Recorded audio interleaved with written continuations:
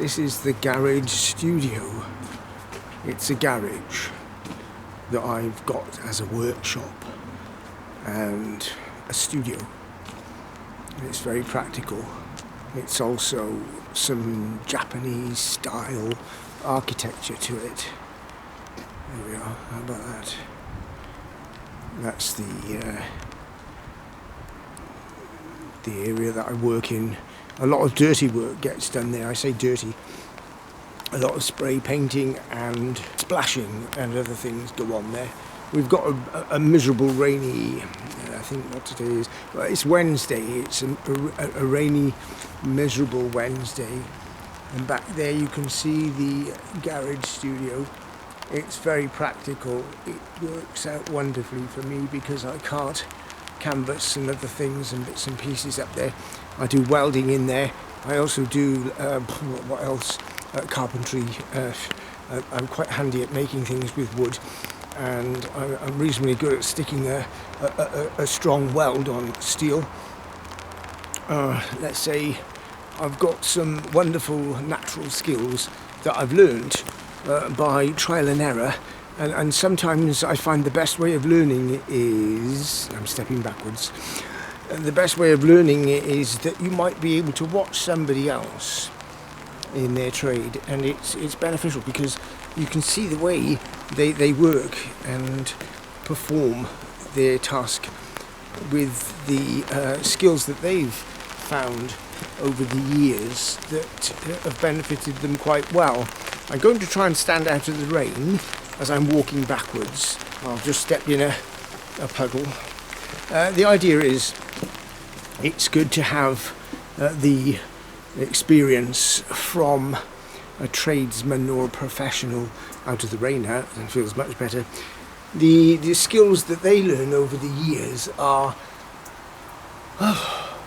so valuable because they've had to do maybe an apprenticeship in their trade, gone to college or university, and they've acquired the skills that eventually with time they have the ability to perform a task in producing a product that is, let's just wipe the lens just a second. Well, that's a bit better. Yeah, you find that people actually work in the field of, let's say, engineers or architects.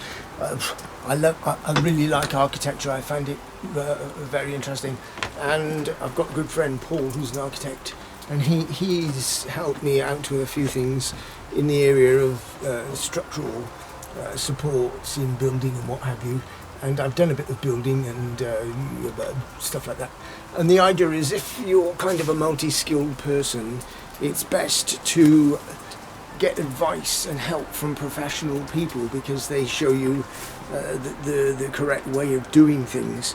Myself, I'm very spontaneous. I rush into things quite quickly. I like speed.